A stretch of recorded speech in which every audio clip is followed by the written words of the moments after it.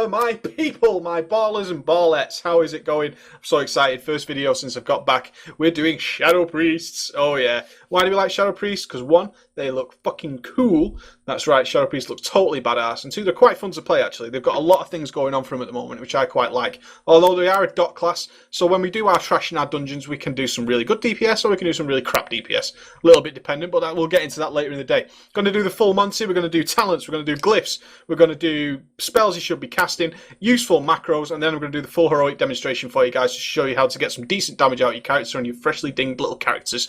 So, this is Preaches on EU Sylvanas. Any UI questions, guys, that you've got? Go ahead and check out my channel. Just type Preach User Interface. You'll find my whole UI package in there. Dead easy. One thing I will mention early doors concerning the UI is I use a dot timer called Class Timer. This is this here. See this little thing here? That's Class Timer. I recommend that you actually use a mod called Forte Exorcist if you're playing a Shadow Priest on a really long-term basis, purely because Class Timer doesn't track dots on various other targets and it can result in a DPS loss. Because I don't play it a hell of a lot and I generally heal on my Priest, I don't bother. But if you're going to use your Shadow Priest all the time, I suggest Forte Exorcist. It's a hell of a complicated mod, guys. Don't let me confuse you on that one. It is pretty fucking complicated, that bad boy. But if you can get into it and sort it out, it's a beautiful little mod, and it's worked ever since vanilla. Really solid piece of kit. So, let's jump into it. This is our character. Bum, bum, bum. He's got a 348 item level, and that's a combination mostly of healing gear, guys. What you're going to notice as we move down when I talk about spell hit, my character is well over the spell hit, but because I generally heal either through Holy or Discipline, I have quite a little bit of extra hit on here, which you guys don't really want. Alright guys, so bear that in mind as we go down.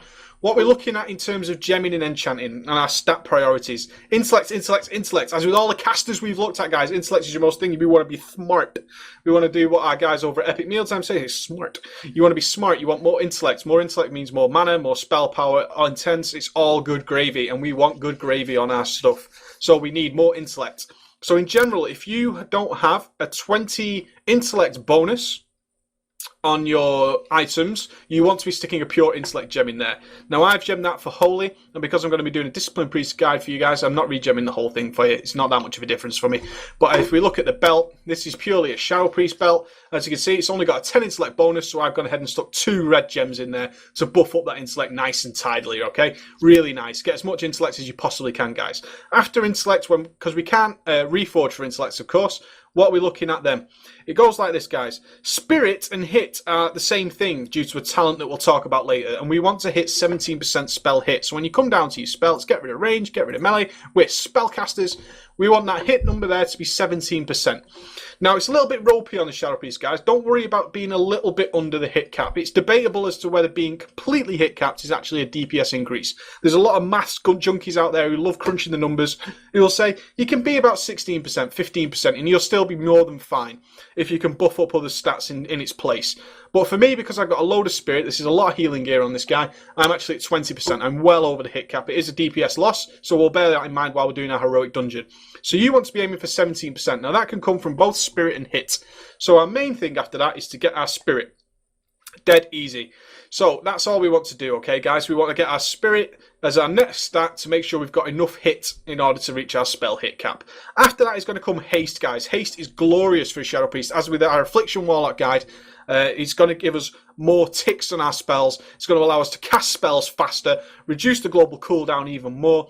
Really, really good. So we want as much haste as we possibly get. Haste, haste, haste through the teeth. Forget your mastery and crit for now. You want haste. If you've got an item without haste on it and it's got mastery or crit, get rid of one of those and get some haste on that item. Really, really important, alright guys? Especially if you can make up the spirit elsewhere. If you've got a nice caster item, let's have a look at this one here.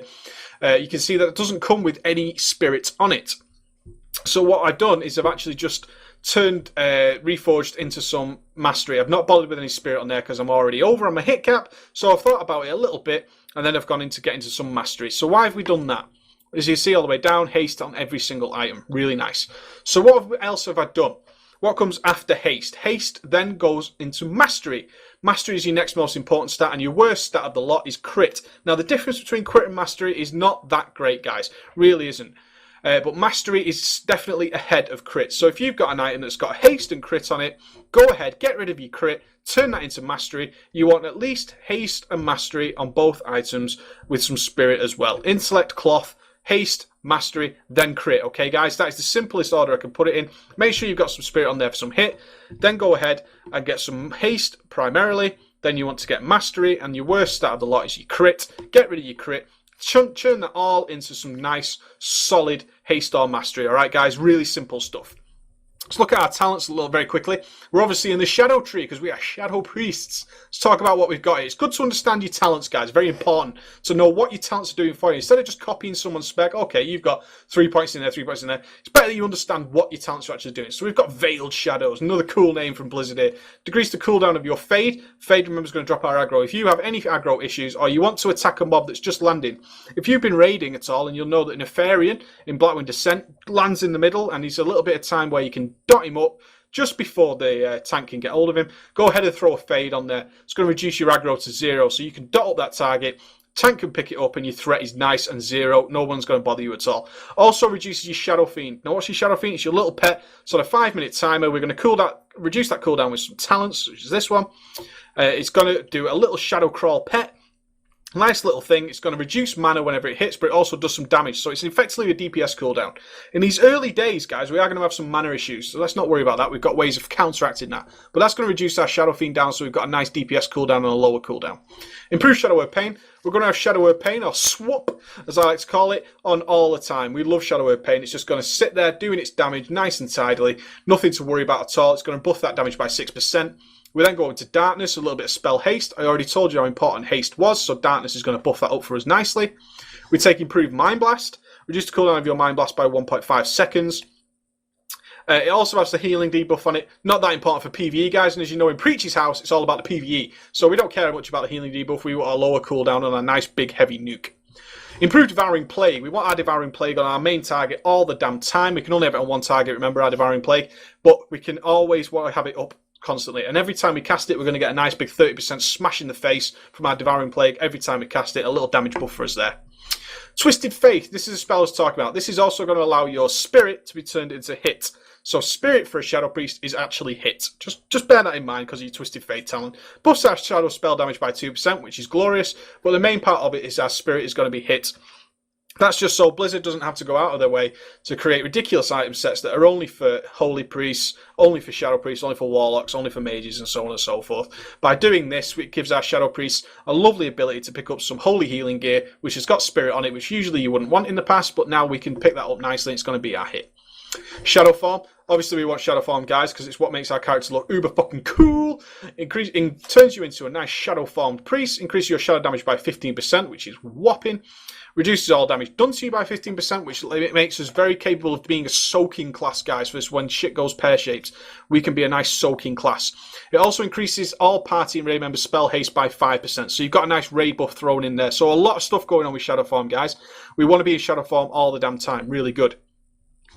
Harnessed Shadows. You see, there's a lot of words of shadow flying around here. Increase the chance for you to gain a Shadow Orb. I'm going to talk about Shadow Orbs a little bit shortly. When dealing damage with your Mind Flay and Shadow Word Pain by 8%, and you have a 100% chance to gain a Shadow Orb when you critically hit, when critically hit by an attack. So if we get crit, which doesn't happen in PvE that much, not too much of an issue for us there, we're going to gain these Shadow Orbs. I'll talk about Shadow Orbs a little bit later. Vampiric Embrace. This is a self buff. You're going to stick it on yourself, and basically every time you deal some damage, it's going to be healed for 3% of your damage. It's not a great deal of healing by any means. You're not exactly going to be... It used to be in the times when I was a raid leader, is that we'd actually spread Shadow Priests out for Vampiric Embrace, as it helped heal that party quite a lot. Been nerfed a little bit, but still pretty good, okay, guys? So we're going to get that. We're going to be healed every time we do some damage. We then pick up Masochism, which is a lovely little word. Not a very good word in real life, but in terms of the game, it's pretty decent. When you take a damaging attack equal to or greater than 10% of your total health, or with your Shadow Word Death, you instantly gain 10% of your total mana. So, okay, so what does that actually mean for us? Forget the first few lines. What it actually says is your Shadow Word Death is now going to give you 10% total mana. You should never, ever have mana issues on your Shadow Priest because of this talent, all right, guys? If you are out struggling with mana, Just doing some Shadow Word Death is going to pop you right back up to top mana very, very quickly. 10% of your total mana, not base mana, total mana. Every bit of mana you're going. So I'm going to get something like 8,000 mana every time I cast that 8.3k. Every time I use a Shadow Word Pain. Really, really nice talent, guys. So there goes your mana issues out the window. You should never have mana issues as a Shadow Priest anymore. Mind Melt. Increase the damage done with your Shadow Word Death by 30% on targets at or below 25% health. So instantly, what are you reading into that? It's our Execute talent. Once we hit below 25%, we can start throwing out some Shadow Word Death with a nice 30% damage buff.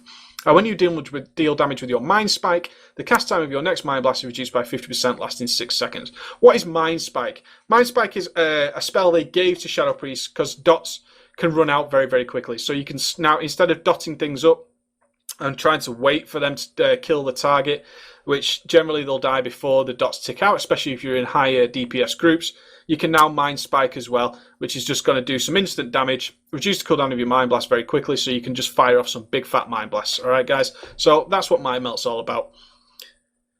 Pain and Suffering. Lovely. Very, very nice. What a cuddly talent tree we've got here. Very Care Bear. Your Mind Flare has 6% chance to refresh the duration of your Shadow Word Pain on the target. Ooh, isn't that good? What does that mean? We never have to recast Shadow Word Pain on our bosses or anything like that. We never have to do it unless they remove those buffs themselves. Basically, just by having this talent, every time we Mind Flare, your Shadow Word Pain is going to be refreshed. Alright guys, so you don't need to worry about it. Once you get your Shadow Word Pain up, Mind Flaying alone will do it. So if we're doing, say, 3 mobs at the same time in a little bit of an AoE situation, we've got Shadow Word Pain on them all, we can actually use Mind Flay just to refresh that. Shadow Word Pain costs quite a chunky bit of mana. But because of this talent, we only have to throw it up the once, and then our Mind Flay is going to take care of it. It reduces the damage you take by your own Shadow Word Death by 40%. Not that bothered about that, unless it's some mob with huge vulnerabilities to damage. You'll come across this, some guys on your Shadow Priest, is your DPS and mob that, say, takes 1,000% more damage, some boss debuff that occurs. You then Shadow Word Death it, and you kill yourself. Happens all the time. Hilarious for any of your raid members. Vampiric Touch, this is our secondary dot on top of Shadow Word Pain. This is our Vampiric Touch. Does tons of damage, guys. Really, really good. It also gives mana back to the party in the raid. It's going to give that replenishment buff. So there's some mana coming back to the raid. But generally, it doesn't cost a lot, and it really does so much damage. We want to keep that thing ticking over all the time. We want to keep Vampiric Touch up as much as humanly possible, guys. Really good. Sin and Punishment. When your Vampiric Touch is dispelled and the spell are all nil by enemies within 6 yards, have a chance to be feared. Not too bothered about that PvP talent. But look at the next bit. When your Mind Flay critically hits, the cooldown of your Shadow Fiend is reduced by 10 seconds. This is really good. You would think it buffs up the idea of crit, but it really doesn't. If we get it, fair enough. If we don't, not too much of an issue from our Shadow Fiend's point of view. But we have the chance, with that other talent up in Veiled Shadows, to reduce our Shadow Fiend even more, so we get another DPS cooldown out of our characters. So we want to pick up Sin and Punishment. Shadowy Apparition. This is an interesting little talent. It's quite cool in raids, especially when the Shadow Priests are moving around a lot. Let's have a little read. When you deal periodic damage with your Shadow Word Pain, which we have up 100% of the time, of course, you have a 12% chance to summon a shadowy version of yourself, which will slowly crawl towards the target affected by your Shadow Word Pain. Once reaching the target, it will deal instantly 5,044 damage, blah, blah, blah. While moving, the chance to summon the Shadowy Apparition is increased by 60%. This is because as a DPS caster, we always need to be casting, guys. If we're not casting, we're screwing up. We need to be casting something. We need to be doing something with our global cooldowns. Every wasted second, if you're moving and not casting, is a loss of DPS. So when Shadow Priests had to move, all they had basically was Shadow Word Death. Okay, so we've got Shadow Word Death. Maybe we can Dispersion to get some mana back.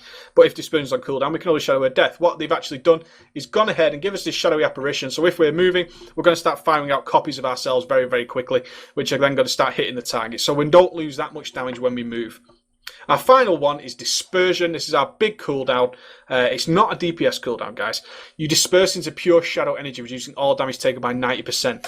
That is where our big soaking ability comes. If you're doing Balrog in Firelands, where you have to take a crystal, Shadow Priests are actually one of the only classes in the game, if not the only one, I'm thinking now, who can take an entire crystal on their own thanks to Dispersion. And they were able to do things such as Algalon in Ulduar. They were able to soak the Big Bang, which would wipe out anybody else due to Dispersion. No matter how hard that spell incoming damage hits, your Dispersion is going to reduce it by 90%. So if your tank dies and you've got aggro next because you've been doing some baller DPS, then you can Dispersion tank it for a little while maybe your raid can res people up. These are things you should be thinking about to improve your play, to become a better player overall in your raid. Oh, I've got aggro. Don't worry about it. I've Dispersion, res the tank so he can taunt the boss back. Everybody's laughing. No worries at all. All right, guys? Really, really good. It also regenerates a little touch of our mana, but not as much as Shadow of Death. You want to be a little bit careful with Dispersion. It's generally as a cooldown to make sure you don't die. But we can go ahead and Dispersion if we move. If it's a phase change on the boss, we'll Dispersion then. No worries at all. In between packs on Heroics, we'll Dispersion then. That kind of thing. Then we're going to fly over to the Dis tree, guys. Reduce the mana cost of your instant cast spells by 10%. Now, we've got quite a few. We've got Shadow of Pain, we've got Devouring Plague, we've got Shadow of Death. All these instant cast sort of spells, all right, guys? It's going to reduce that mana cost. So the less mana we use, the more we've got to play with and cast. The less Shadow of Death we have to cast. Bear in mind, Shadow of Death before 25% is not a DPS increase. Use it if you need some mana until we get to that 25%. Twin Disciplines increase your Shadow and Holy spell damage by 6%. So we want Shadow spell damage by 6%. Nothing more to say. Now this is the interesting one, guys. Evangelism. Let's have a little read. We're going to look at it from the Mind Flay point of view.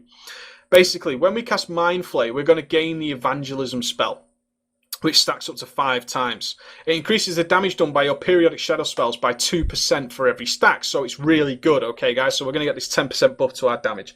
Really, really nice. It's going to buff us up really cool. Then we get this extra one, Archangel. Now, Archangel is totally fucking badass. Why? Because, one, it gives us a badass set of wings. If you look at there, you can just see there's a shadow priest there. Firelord Risha is showing us the wings there. See the little wings? We're going to gain that. That's Dark Evangelism. Dark Archangel. Let's read what it does. Instantly restores 5% of your total mana. Nice. And increase the damage done by your Mind Flay, Mind Spike, Mind Blast, and Shadow Word Death by 4% for each stack. Okay, so we're going to get a nice big fatty 20% damage buff when we use that. It uses up our 5 stack. We'll get that back through Mind Flay. Not a problem. But we've got this Archangel. So when our trinkets proc, guys, that's when we want to be firing it off. And we want to keep that spell on cooldown. Don't worry about trying to hold off for trinket procs or anything like that. Generally get it on cooldown, and when it's back off cooldown, wait a couple of seconds, see if you're going to get a trinket proc. If not, fire it off anyway, but it's a nice big extra DPS cooldown. I go ahead and stick 1 point in your inner fire.